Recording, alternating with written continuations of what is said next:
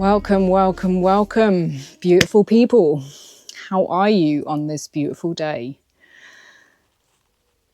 Welcome back to the yoga bus, or welcome to the yoga bus as if this is your first time here. If this is your first time here, I'm Sally. It's good to have you here. If you are returning, you'll see that me and my dad have made quite a bit of progress. We have more or less completely battened out the van and boxed in the wheel arches, which actually took a surprisingly long time. And we're kind of, we're ready, I think, more or less to start putting the plywood up to make the walls. We're having a day off today because we've been working really hard. I keep on forgetting my dad's 70 this year as well, and it's a lot of hard work, like up and down into the van, soaring. Oh yeah, it's a lot. And my dad is also currently taking a shed down to move a polytunnel to then put the shed back together again. It's non-stop, really.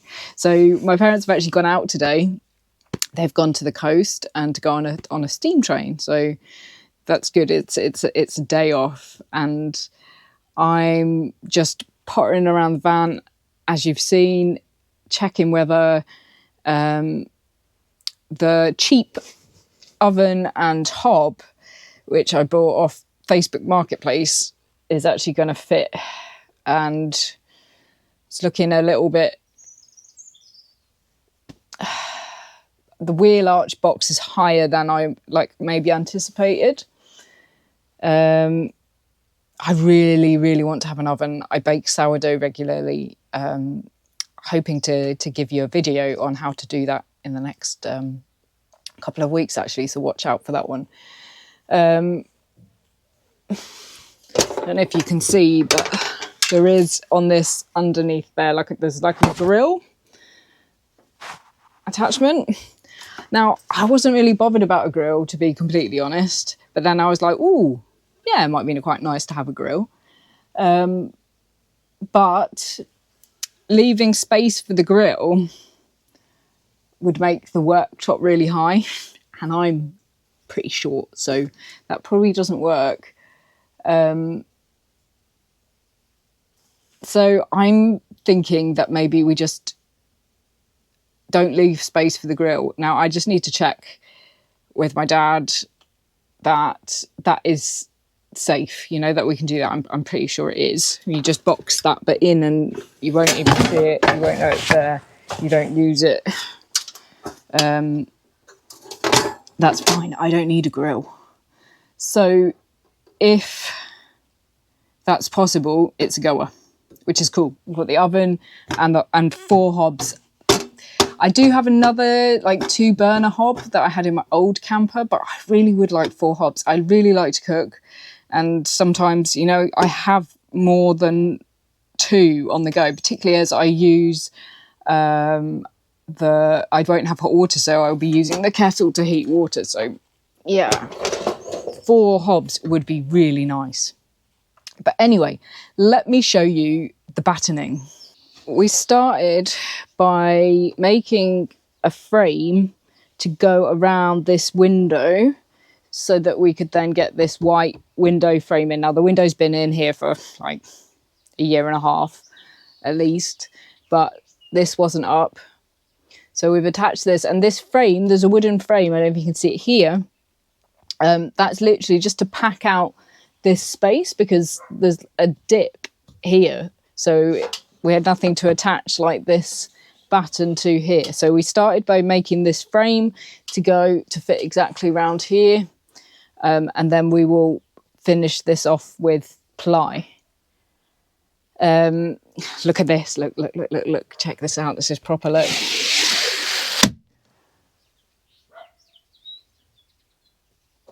I apologise for Bobby barking in the background, by the way. Or I can have it as a mosquito net. Little things like that just make it look like it's almost done, eh?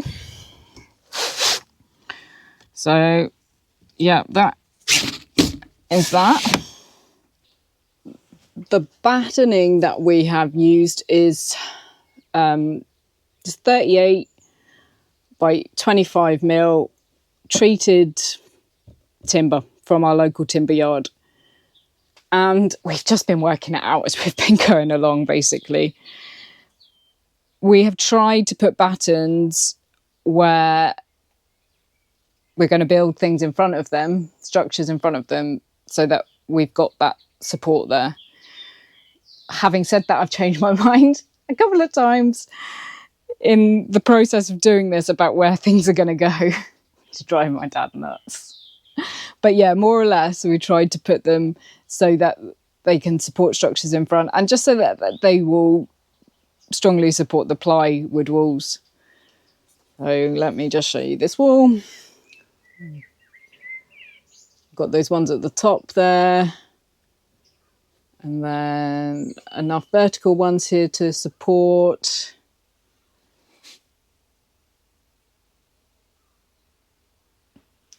Now, something I have realised which I want to mention, is that now that I've done this, when I started this, I saw everybody putting cables in, then burying the cables in the insulation and then battening on top. Lately, I've actually seen a few people battening first, then cabling, because you can always easily drill holes through the battening to put cables through, and then insulating. I think that would be so much easier. I mean, let me know what you think if you've done your own. Which way round did you do it? The thing which was a bit nerve-wracking when we came to do it this way is because I've buried cables in the insulation, and I did it quite some time ago now. It's difficult to remember exactly where they are. So there were some nerve-wracking moments as we was putting screws in, you know, making sure that we weren't going through cables. It would have been much easier if I had battened first, then put the cabling in, and then just insulated it, and then could have insulated right out to here. I mean, I could still do that. I'm not going to, because I've had enough of insulation. Yeah, let me know what you think. Like, does that not just make sense? I've never built anything before, so I don't have a clue. But now thinking about it, I think that is the best way to go. What do you reckon? We've still got some battens to finish off at the bottom, but yeah, we'll come to those. We wanted to get the wheel arches boxed in, so let me show you those. They're really quite big, aren't they? They're much bigger than I anticipated them being. But that literally is just going around the base of the wheel arch. It's not really leaving any gap there. So this is just really simple structure. We put batten along the floor here, batten along the floor here. There's a batten going up here, batten going there. There's a batten going along the back here. And then sections of battens just joining these two bits of ply together in an L shape. So yeah, just a really simple structure. This is 9mm ply, just so it's nice and solid. I don't know if something's going to get put on top of here. I don't know, but it's really nice and strong. As you can see from all this cabling, this is where my garage kind of electrical area is going to be. I just measured this area to check that my 305 amp hour lithium battery is going to fit there, and it will fit this way. So the length going like this and then the width going like that. I was anticipating it fitting the other way, but it would fit, but then there's not much space around it for ventilation. So yeah, that's taking up more space than I anticipated, but there is room for it there, so that's good. This is the bugger that is going to take up so much room. I haven't brought either of them down here because they weigh a bloody ton. I can literally only just lift them. So much weight. But this is my Renology. I keep on saying Renology because AD of Life Uncharted, it's his fault, I'm blaming him, used to say Renology. And then I was just looking at it one day and I was like, that doesn't say Renology, that says Renology. I can't even say it now because I'm so used to saying Renology. Yeah, so that's my 2000 watt inverter charger. It's bloody massive. This thing is like this. And I read in here, you need to leave 10 inches of space around it for ventilation. So this thingy thing is going to take up so much space. What I'm going to have to do is build a shelf here just for that. It's going to have its own shelf here, which is going to take up this much space. I mean, I think they're probably being really conservative, and I'm not going to use the inverter charger to anywhere near its capacity. So it's probably not going to get hot, but you know, they say that, so I should really do that. What do people think?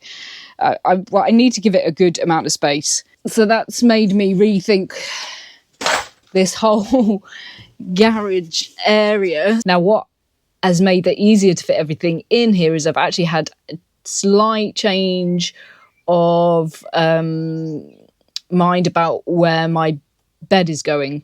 So I had got into my head that I was going to have this chair swiveling and the double seat swiveling, and I was going to have a space here where this driver's seat was going to swivel, and the end of my bed would come to here. And then I was going to have a flip-up table on here that I could sit at that chair and do work. And then we were battening, and I was looking at it. I was thinking, why? Why am I having this chair swiveling? I've got the double seat swiveling. That's all I need. This is just completely wasted space. Now, I won that single swivel seat. I wasn't going to have it there originally, but because I got it for free, which I'm most grateful for, very, very grateful. But because I got it for free, then it just suddenly became part of the design and the layout, and I hadn't thought about it again since. It's highlighted that thing, you know, that you just make an assumption about something and you don't think about it. You keep on just going along with it, even though you haven't got a strong reason why you're doing it. Apart from, I got it for free. So that's going to come out, this single swivel seat. The double seat swiveling is more than enough for me. And then I'm going to bring now my bed right up to here, which means it doesn't have to go so far down that way towards the back, giving me more space, more garage space. And it's just this whole extra bit of storage space that was before just going to be completely wasted pointlessly. So it's been interesting because just spending so much time out here and actually really seriously thinking about the structure, because we're putting the battens in. I think it's really important that you can be a little bit fluid with it, because things will change as you're going along. That's like life, isn't it? It's a good analogy for life. You have to have an idea, a plan of what you want to do, but be very aware that it's going to evolve and change as you actually start to do it. Yeah, so that's where we're at. Importantly, with all the maneuvers and stuff, I still have space for my yoga mat here. I still have all that floor space. Look at it. From here, all the way up to that seat that spins around. My bed is coming to this blue line here. So I've got all of this. Again, another kind of idea of when I wanted it finished is fast approaching. I bought this van on the 12th of May 2 years ago, and I kind of had got into my head that I would like it finished by the 2-year mark. That's going to come and go. It's not going to happen. I kind of then said roughly in my head, okay, well, maybe July. And now I'm thinking, although, yeah, we've made massive progress, still so many final touches to do. Everything takes longer than you think. I really am coming to a place now where I'm just not putting a date on it anymore. It's going to be done when it's done. We're going to keep on working at it at a steady pace, but not being stupid about it. I have ME. My dad is 70 this year. It's just the pace which I had originally in my head is just not possible, and it's just not physically possible, and that's absolutely fine. It takes as long as it takes. I am incredibly lucky, and I am grateful every day for being able to stay here in this beautiful place with my parents. Part of my brain fights me that, oh God, you're 43 this year and you're living with your parents. That little internal critic that goes on and on and on. I'm like, no, Sal, you are trying to create a life for yourself that is sustainable for you. I'm very grateful that I am able to stay with my parents. I know that a lot of people don't have that option, but I do. And, you know, I'm just going to enjoy being here, spending time with them. And I've really been enjoying working with my dad. It's really lovely to be spending this time with him. So I'm just gonna make the most of it and enjoy every minute. You know, like, of course, those feelings of not being enough, that I should be moving faster, that I should be more productive are gonna come up, because our culture surrounds us with that. And it's really difficult to let go of that. But I am aware of those feelings as they come up, and I just notice that they're there and okay, yeah, cultural conditioning is arising again. Interesting, but it's not going to affect my self-worth. This is going to take as long as it takes. I'm going to enjoy the process, and yeah, this weather is helping. It's only the 3rd of May here in the UK, and we've just had some stonking days. Like a couple of days ago, it was 27 degrees on the 1st of May. That's just mad. So actually, it has actually felt later in the year than it is. Right, I'm going to stop rambling now. That's where I'm at. That's how I'm feeling about it. And I will update you again very, very soon. Right, guys, if you have enjoyed this video, if you want to follow my journey, making this my home on wheels, so I can travel around doing yoga retreats, and yeah, just so I can make my life with Emmy sustainable and enjoyable, then please subscribe to my channel, like this video, and drop a comment, say hi. I would love to hear from you. Mwah.